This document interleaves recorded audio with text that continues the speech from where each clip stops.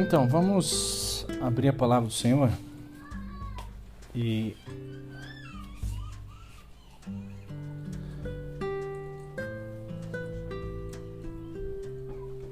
no livro de Marcos, capítulo 5, versículo 1 em diante. Marcos 5, 1 em diante.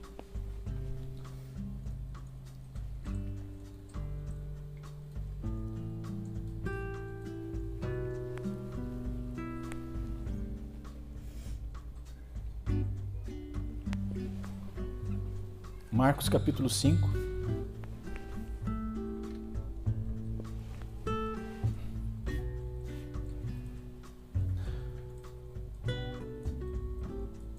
Entre mentes chegaram à outra margem do mar, a terra dos Gerazenos. Ao desembarcar, logo veio dos sepulcros ao seu encontro um homem possesso de um espírito imundo, o qual vivia nos sepulcros, e nem mesmo com cadeias alguém podia prendê-lo, porque, tendo sido muitas vezes preso com grilhões e cadeias, as cadeias foram quebradas por ele e os grilhões despedaçados. Ninguém podia subjugá-lo, andava sempre de noite e de dia clamando por entre os sepulcros e pelos montes, ferindo-se com pedras. Quando de longe viu Jesus, correu e o adorou, exclamando com alta voz: O que tenho eu contigo, Jesus, Filho do Deus Altíssimo? Conjuro-te por Deus que não me atormentes, porque Jesus lhe dissera: Espírito imundo, sai desse homem. E perguntou-lhe: Qual é o teu nome? E respondeu ele: Legião é o meu nome, porque somos muitos. Rogou-lhe encarecidamente que não o mandasse para fora do país. Ora, pastavam ali pelo monte uma grande manada de porcos, e os espíritos imundos rogavam a Jesus, dizendo: Manda-nos para os porcos para que entremos neles. Jesus permitiu. Então, saindo, os espíritos imundos entraram nos porcos, e a manada, que era cerca de 1000, precipitou-se ao despenhadeiro abaixo, para dentro do mar, onde se afogaram. Os porqueiros fugiram e anunciaram a cidade e pelos campos. Então saiu o povo para ver o que sucedera. Indo ter com Jesus, viram o endemoniado e o que tivera a legião assentado, vestido e em perfeito juízo. E temeram. Os que haviam presenciado os fatos contaram-lhes o que acontecera ao endemoniado e acerca dos porcos. E entraram a rogar-lhe que se retirasse da terra deles. Ao entrar Jesus no barco, suplicava-lhe o que fora endemoniado que o deixasse estar com ele. E Jesus, porém, não permitiu, mas ordenou-lhe: Vai para a tua casa e para os teus, anuncia-lhes tudo o que o Senhor te fez e como teve compaixão de ti. Então ele foi e começou a proclamar em Decápolis o que Jesus lhe fizera, e todos se admiravam. Amém? O que a gente tem como título dessa mensagem é: Quem é Jesus? A gente pode saber ou tentar descobrir quem é Jesus nos autoavaliando. Eu acho que a única maneira de você descobrir quem é Jesus é fazendo uma autoavaliação, é sabendo quem é você primeiro, né? É impossível descobrirmos quem é Jesus se não soubermos quem nós somos. Essa história que passou com Jesus, esse fato que a gente vê aqui nesse texto de Marcos, ele mostra para nós a característica de alguém que se encontra com Jesus, a característica de alguém que acaba conhecendo a Jesus. Quando esse homem endemoniado ele se se encontra com o Senhor, ou seja, quando Jesus se depara com ele, ele vai ao encontro de Jesus, porque nós percebemos que há uma atitude voltada para aquele homem. Ele não simplesmente ficou parado. Quando ele percebeu que Jesus estava ali se aproximando dele, ele toma uma decisão e ele se aproxima de Jesus, ele vai até Jesus. A ideia desse texto é que nós percebemos uma ideia de libertação. Quando nós nos encontramos com Cristo, existe uma questão muito forte com relação à libertação. Nós somos libertos das cadeias que nos prendiam. O homem sem Cristo, ele é como esse endemoniado, ele está cheio de cadeias, ele está preso em cadeias. As cadeias físicas que prendiam aquele homem não suportavam ele por causa dos demônios, mas as cadeias espirituais às quais ele estava preso não tinham como ser rompidas se não fosse por Jesus. Então nós muitas vezes percebemos que o homem sem Cristo, ele está dessa maneira, ele está nessa condição. Ele está numa condição em que está preso em grilhões e cadeias. E esses grilhões e essas cadeias, eles são como que uma barreira que impede que nós conheçamos a Cristo, que nós saibamos quem é Cristo, quem é Jesus. Você precisa ter essa resposta dentro de você. Quem é Jesus para você? Quem é Jesus? Quem qual é quem é essa pessoa tão importante que se encontrou ou quer se encontrar conosco em algum momento da nossa vida? Quando nós vemos ali todo o enredo dessa história, a gente percebe que há duas características de pessoas ali envolvidas com Cristo. O endemoniado, que era daquela nação, nação, cidade, Gerasa, outro texto fala Gadara, e nós vemos também o povo, por outro lado, de Gadara, de Gerasa. E nós vemos ali duas características antagônicas, ou seja, duas características que elas divergem, elas são contrárias. A gente vê as características e as atitudes desse homem que vai ao encontro de Jesus e nós também vemos as características desse povo ao qual também vai ao encontro de Jesus, mas nós vemos uma diferença nas atitudes de cada um após um contato com Cristo. A pergunta que eu queria fazer é: aonde você está posicionado nesse texto? Vamos entrar dentro desse texto, vamos fazer de conta que nós estamos lá e tente visualizar você. Independente da tua condição, tente visualizar você dentro dessa história, dentro desse contexto. A que grupo você pertence? Em que posição você está dentro desse texto? Jesus está ali como não é o protagonista, porque o protagonista é o endemoniado, mas Jesus está ali para fazer algo. Ele veio, ele desce do barco e sobe até aquele lugar, e ele veio ali para uma coisa. Jesus, ele veio para um objetivo. Existia um propósito no coração de Jesus de estar naquele lugar, que era libertar aquele homem.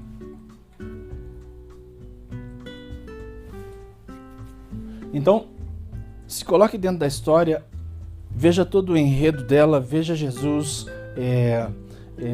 subindo aquele lugar, entrando naquele cemitério e se encontrando com esse homem. Você poderia imaginar Jesus vindo até você e tentando encontrar com você com o propósito de te libertar, com o propósito de te deixar livre das cadeias que te prendem ou te prendiam, não sei. É difícil da gente avaliar se nós tivemos um encontro pleno com Jesus ou não, porque todas as vezes que nós percebemos o Senhor se encontrando com alguém na Bíblia, a gente vê a vida desse alguém transformada. E o interessante é que o significado da palavra transformação é mudança completa. É como se nós pegássemos uma árvore, cortássemos ela e transformássemos ela em um móvel, transformássemos ela em uma mesa, transformássemos ela em algo bonito, em alguma coisa. Ou seja, o formato daquele tronco não é mais aquele, ele mudou completamente. Não tem como mais você chamar aquele tronco de tronco, você vai chamá-lo de mesa, você vai chamá-lo de cadeira, você vai chamá-lo daquele objeto pelo nome daquele objeto ao qual esse tronco foi transformado. É mais ou menos assim quando nós vemos as histórias dos homens que se encontram e das mulheres que se encontram com Jesus. Há uma transformação, eles são transformados. Porém, nós vemos também algumas pessoas que viram Jesus, que andaram até próximos de Jesus e que, de certa maneira, presenciaram tudo que Jesus fez e não houve transformação na vida dessas pessoas. Eu acredito que o que há de mais triste nisso é olharmos para esse outro grupo e percebermos que eles andaram próximos de Cristo, caminharam com eles, inclusive um foi discípulo deles. E não houve transformação na vida dessas pessoas. Não houve mudança, elas continuaram sendo tronco.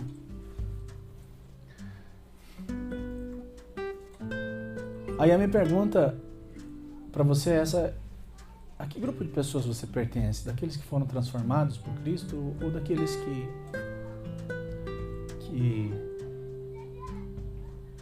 que não tiveram nenhum impacto na sua vida? O significado da palavra transformação é mudança completa e a gente percebe que esse significado também diz respeito a um processo. Uma árvore, para se tornar um móvel, ela demanda tempo. Demanda tempo.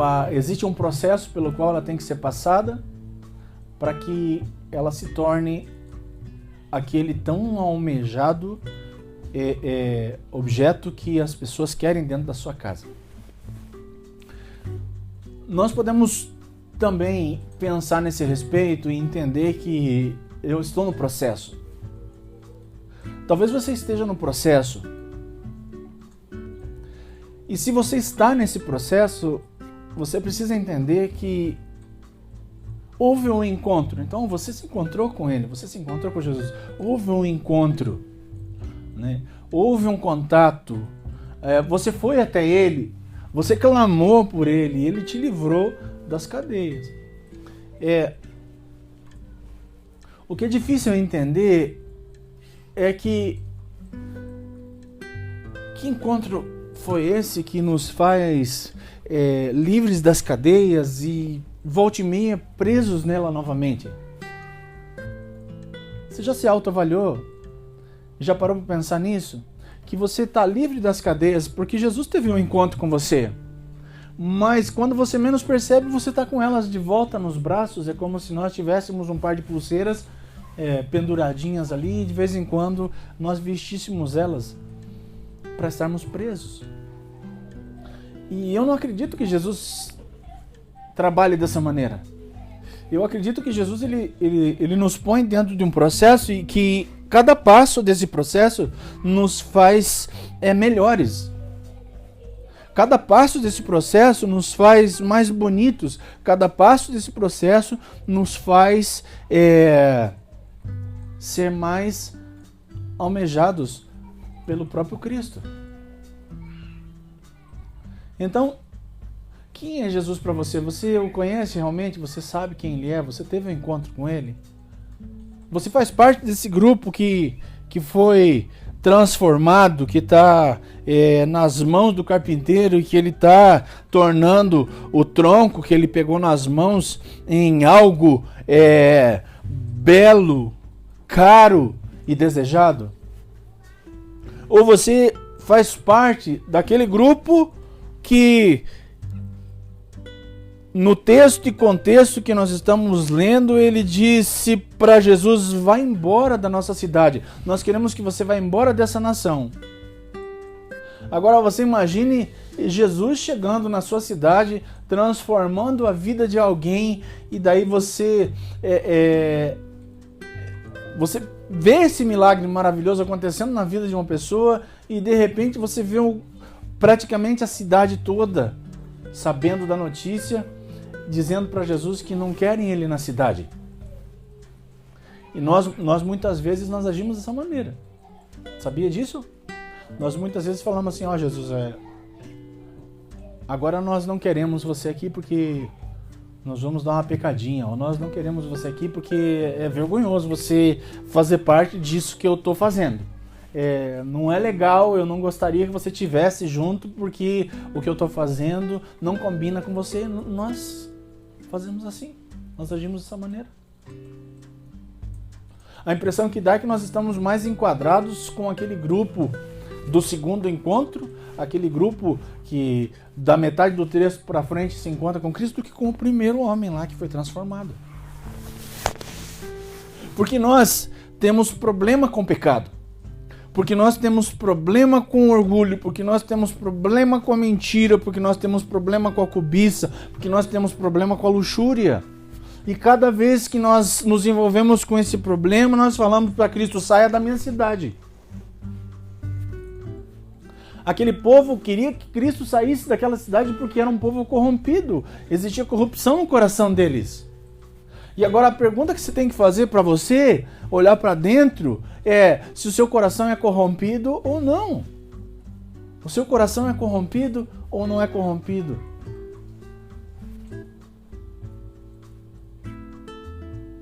Com exceção das pessoas que pregam a doutrina da prosperidade, das pessoas que pregam a doutrina da bênção, a doutrina, sabe? Essas doutrinas humanas, com exceção delas, o restante de todos os homens que pregaram a palavra de Deus nos dizem que demanda sacrifício servir a Deus, nos dizem que demanda renúncia, nos ensinam que demanda negação.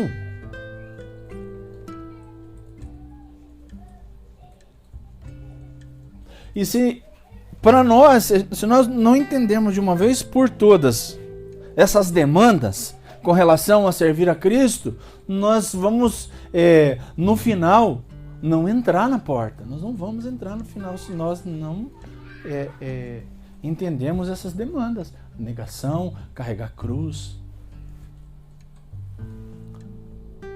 Sermos sinceros com Jesus, é mais fácil ser sincero. Nós estávamos ouvindo com a Josi uma pregação pequena e chamaram um homem para conversar, e um estava conversando com o outro e falando assim, um perguntou para o outro assim: você já adulterou? E ele falou assim: fisicamente não. Daí ele pergunta de volta: eu não estou entendendo a tua resposta, me responde não, você já adulterou? Ele falou: fisicamente não.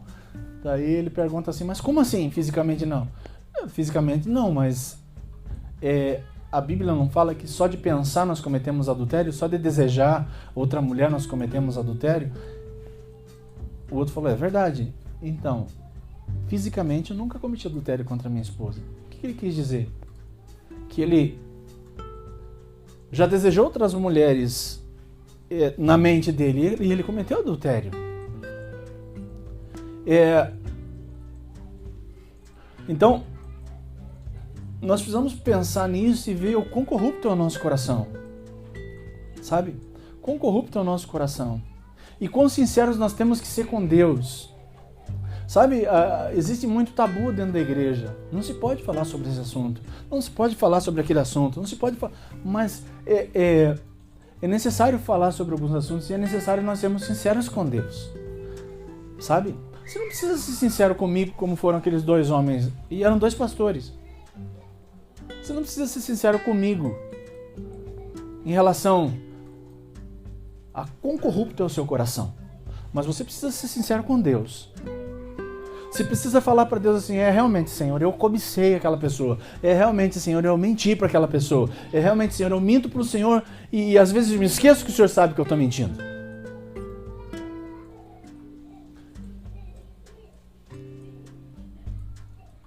Realmente, Senhor, eu não roubei tal coisa, mas eu senti muita vontade de roubar aquilo.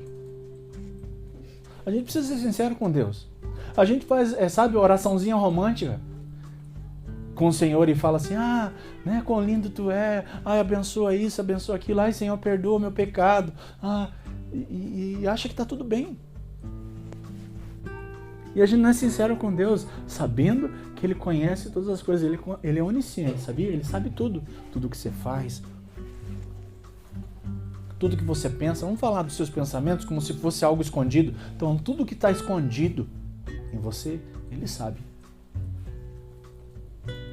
E enquanto nós não desembucharmos isso, não colocarmos para fora, enquanto nós não formos ao encontro de Cristo, nós não vamos ser purificados, nós não vamos ser limpos, nós não vamos ser libertos. Sabia disso? Não vamos, não há como. Enquanto nós não formos sinceros. Aquele homem lá, ele não tinha nada a perder. E você sabia que ele era nu? Ele andava nu entre os túmulos. Ou seja, a vergonha dele estava exposta. Ele foi ao encontro de Jesus nu, pelado. Ele foi até o encontro de Jesus exposto.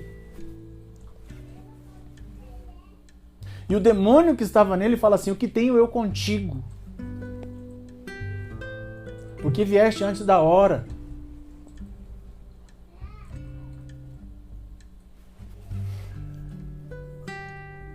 Então, esse texto que a gente está lendo é um texto para que a gente possa refletir sobre como é o nosso coração, sobre quão pecadores nós somos, sobre quão muitas vezes imundos somos. O próprio Paulo, ele fala assim: miserável homem que sou. Você consegue imaginar? Se Paulo falava assim: miserável homem que sou, imagine nós. Que não tivemos Cristo revelado como foi revelado para Paulo, sabe? Visto como uma luz, falando com ele, ouviu a voz dele.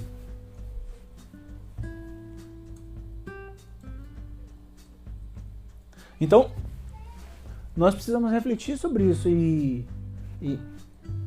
perceber que é arriscado que nós estejamos mais voltados para o grupo daquelas pessoas que diziam para Jesus que não queriam mais ele na cidade, do que para o grupo de pessoas, do que para aquele homem, né? E em um outro texto, 2, né, homens que estavam endemoniados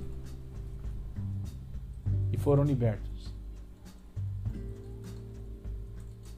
E outra característica da pessoa que ela é transformada por Jesus é que o coração dela queima por caminhar com Ele.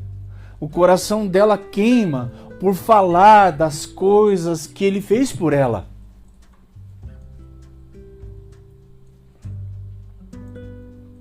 Eu estava ontem assistindo um filme sobre John Wesley, que foi o fundador da igreja metodista, e a frase mais famosa de John Wesley era que o mundo e a praça são a minha igreja.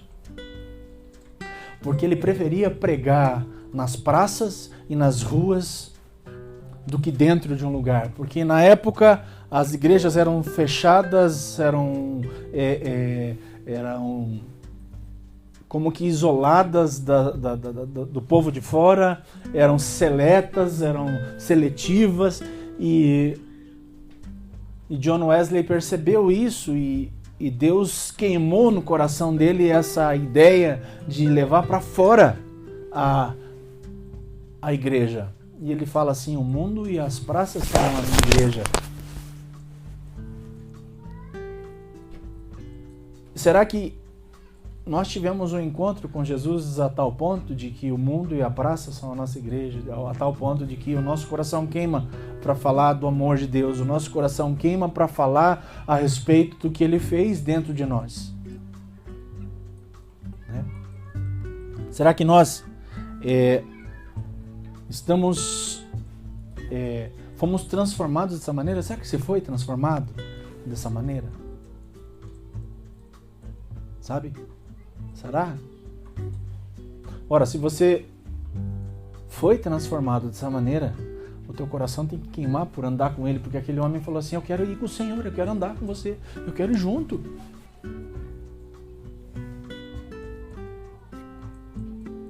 E muitos falam tantas coisas e eu não sei por que das contas Jesus fala para ele: não, vai para tua casa, vai para os teus lá e fala a respeito de tudo que o Senhor fez por você, e fala a respeito da misericórdia que Ele teve da tua vida.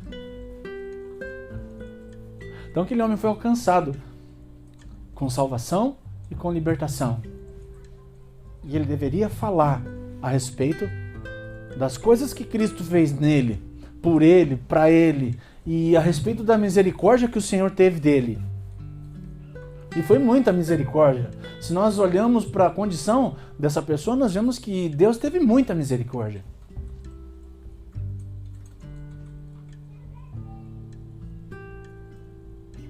Então, o que você vai fazer a esse respeito?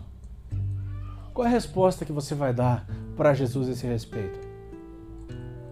Porque muitos de nós temos problemas com luxúria, muitos de nós temos problemas com orgulho, muitos de nós temos problemas com mentira, muitos de nós temos problemas com tanta algema, com tanto grilhão, com tanta cadeia.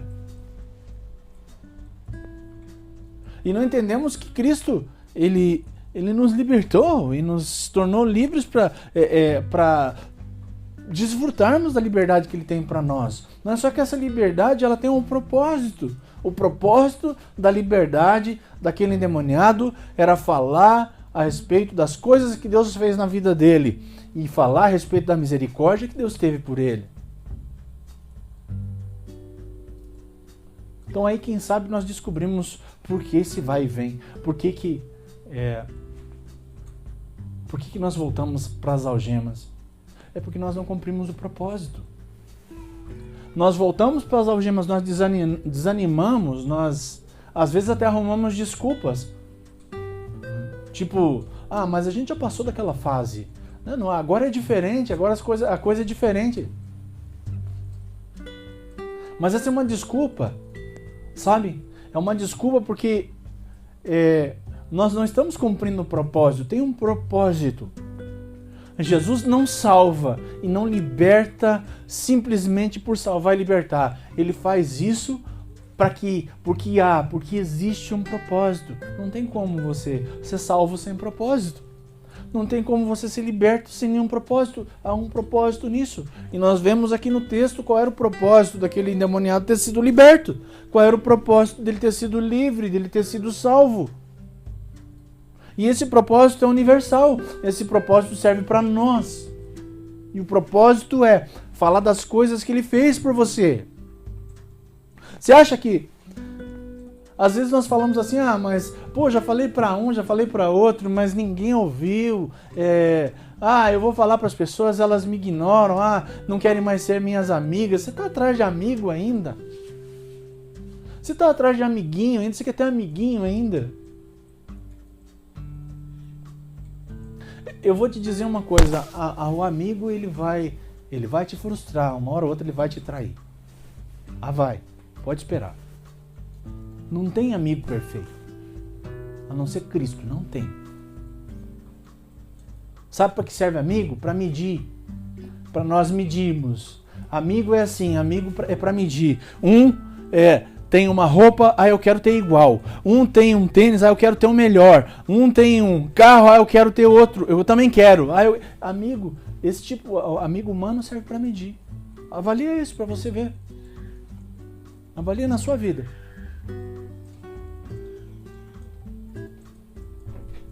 Então nós não estamos nesse negócio para fazer amigos. Nós estamos nesse negócio para cumprir propósito.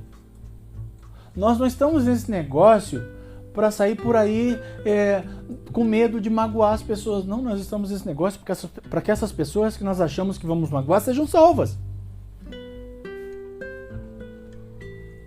Agora imagine a tarefa que foi para esse endemoniado pregar para aquelas pessoas que disseram para Cristo ir embora.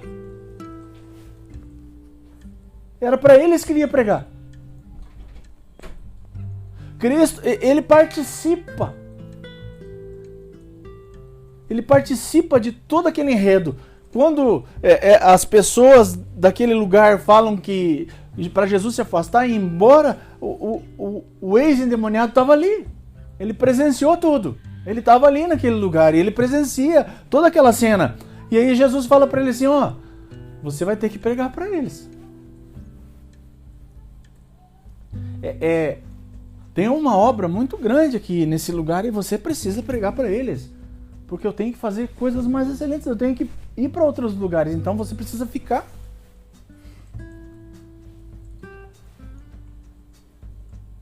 E você fala para eles a respeito, fala para os teus familiares primeiro, aí fala para esse povo a respeito do que eu fiz na sua vida, da transformação que aconteceu na sua vida e a respeito da misericórdia que o Senhor teve de você. Então nós precisamos passar por esse processo. Sabe? Nós precisamos entender isso, que se Cristo realmente nos transformou, é por um propósito. Se Cristo realmente nos salvou, é por um propósito. E se esse propósito não está caminhando conosco, há alguma coisa de errado aí. Ora, Cristo te salvou? Não te salvou? Cristo te libertou? Não te libertou? Responde para você só. Tá lá dentro. Então, se aconteceu isso, você tem que estar no propósito, porque ele fez isso por você para que cumprisse o propósito. Vai haver retaliações no propósito? Vai. Pode esperar que vai. Vão haver batalhas contrárias? Com certeza vão. A maioria das pessoas as quais você está cumprindo esse propósito vão negar, vão dizer não vão querer? Sim, a maioria. Mas você deve estar no propósito. Não tem como não trabalhar. Quem não trabalha é vagabundo. E nós não estamos falando do trabalho secular, nós estamos falando da obra do Senhor. Então quem não trabalha na obra é vagabundo. Eu estava ouvindo também a história de Charles Spurgeon e eu me senti muito envergonhado, mega envergonhado, super envergonhado, ultra envergonhado. Por quê? Porque ele estudava a Bíblia, lia e orava por 18 horas por dia, todos os dias. Ele lia 6 livros por semana. Aí às vezes eu pergunto para o Senhor, mas por que tal coisa assim? Eu vou falar para vocês da minha vida. Por que tal coisa é assim? Por que acontece desse jeito? E não precisou o Senhor nem me responder. Aliás, eu não ouvi nenhuma resposta. Aí eu entendi por que quando eu vejo a história desses homens. Sabe? Nós achamos um fardo, nós achamos enfadonho, nós achamos cansativo orar um pouquinho por semana. Nós achamos algo dispensável. Nós não conseguimos ler 3 capítulos da Bíblia por dia dentro de um programa de leitura, com o celular nos avisando. O programa de leitura às vezes mostra ali um balãozinho escrito assim: quer ser lembrado? Aí você clica que quer. Aí o celular te lembra, o programa te lembra através do celular, e você, mesmo assim, é cansativo, eu tenho mais coisa para fazer, sabe? Eu tenho porcos para cuidar. Se você ficar aqui, você vai matar todos os porcos. Esse animal, muitas vezes, ele representa demônios. Então nós queremos ficar cuidando dos porcos, ao invés de sermos libertos. Nós não queremos que Jesus fique na nossa cidade. Nós não queremos que Jesus fique perto de nós, porque senão os porcos vão embora. Nós não queremos que Jesus fique, porque ele vai nos limpar. Então a sujeira vai embora da nossa vida. Os maus costumes vão embora. A corrupção vai embora. E nós vamos ser limpos. E a nossa natureza, ela não quer. Ela prefere o pecado. E nós precisamos ser sinceros com Jesus e com o Senhor e falar assim: Senhor, eu quero o pecado. Eu sei que é errado. Eu sei que é ruim. Eu sei que faz mal. O meu coração deseja, mas eu quero também que o Senhor me transforme, porque eu sei que é errado. Eu gosto de pecar, nós precisamos ser sinceros e falar para Deus: eu gosto de pecar, eu gosto de mentir, eu gosto da luxúria, eu gosto do orgulho, eu gosto da soberba. E falar para Deus: mas está errado, o Senhor precisa me transformar, está errado.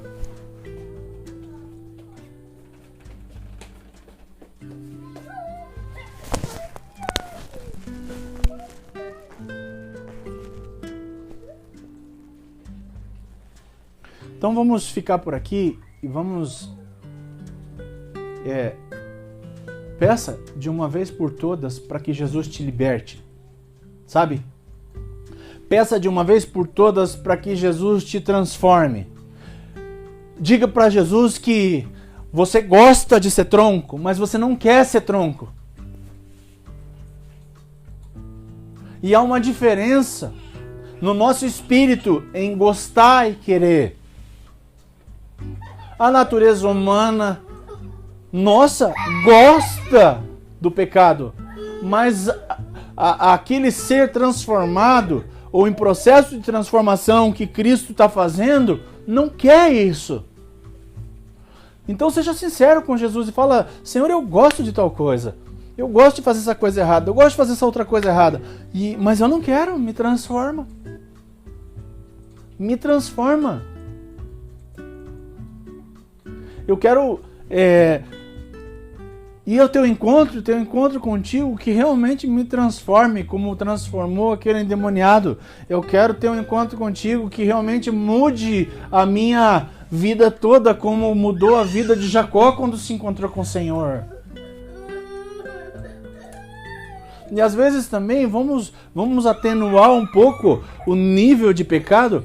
Às vezes nós achamos que pecado é somente o adultério, a gente acha que pecado é somente palavrões, o orgulho muito exagerado, ou a soberba, ou a luxúria, ou tantas outras coisas. Mas não. Negligenciarmos a palavra é pecado.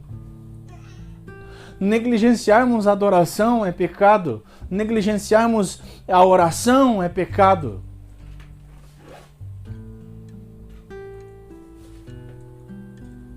Éramos para ter pelo menos 1 hora de oração devocional por dia com o Senhor, para dizermos que somos crentes.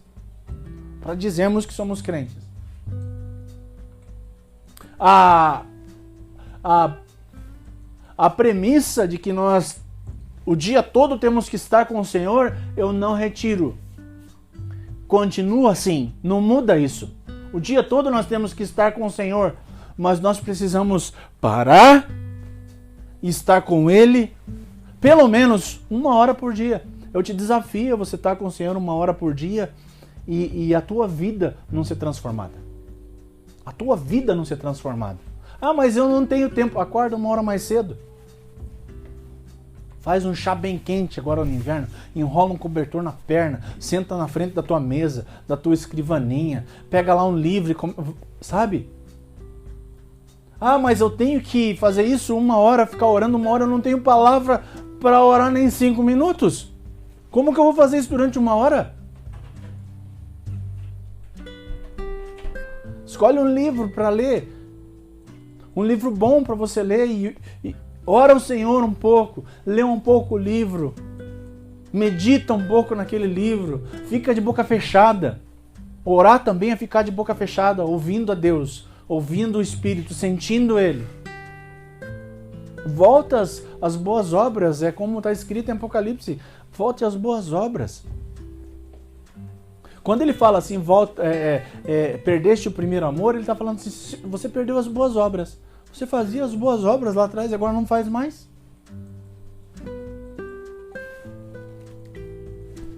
E às vezes fazíamos mais porcamente, porque não houve transformação.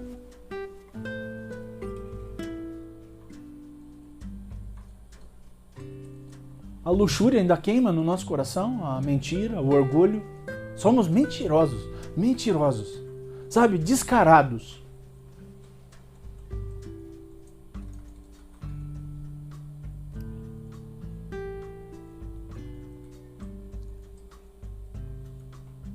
Então, para começar,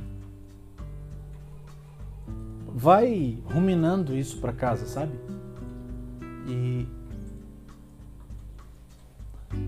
E toma jeito na vida. Nós precisamos tomar vergonha na cara, sabe? E dizer que somos crentes se formos, porque se nós não temos atitudes de um povo cristão, nós não somos cristãos. Se nós não temos as características de uma pessoa que segue a Cristo, nós não somos cristãos. Não tem como. Não tem meio cristão, sabe? Não tem meio cristão. Ou você é cristão ou você não é. Ou você segue a Cristo ou você não segue.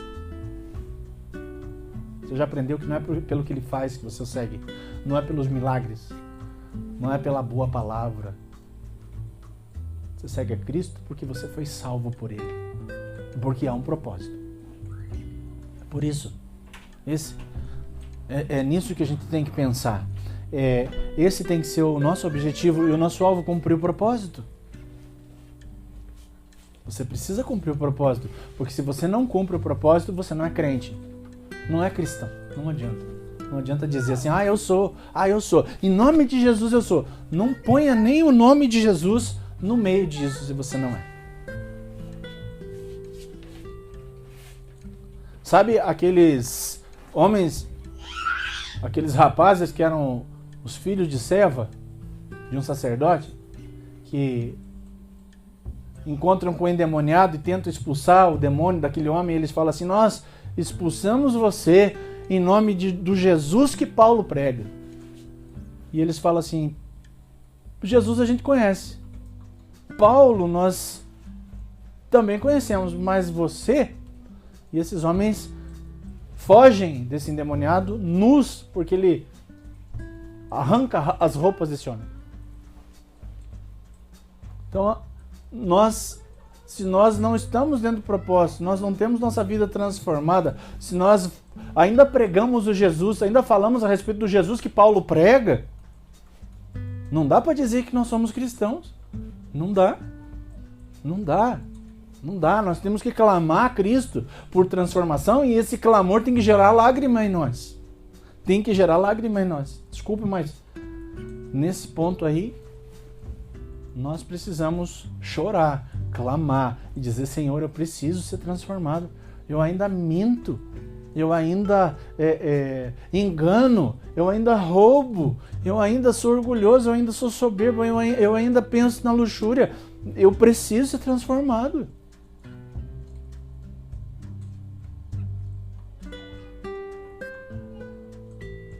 Então, o que você vai fazer a esse respeito? Jesus está esperando uma resposta sua. Sabe, quando a gente entende que é ser cristão, nós não ficamos mais esperando a resposta de Cristo. É Ele que está esperando de nós uma resposta. Nós não ficamos por aí correndo atrás de profeta para que ouvir uma palavra. É Ele que quer ouvir uma palavra nossa. É Ele que quer ouvir uma resposta nossa.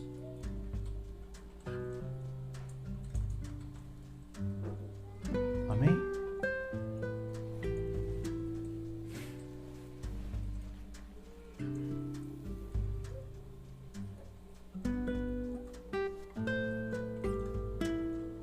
Vamos orar?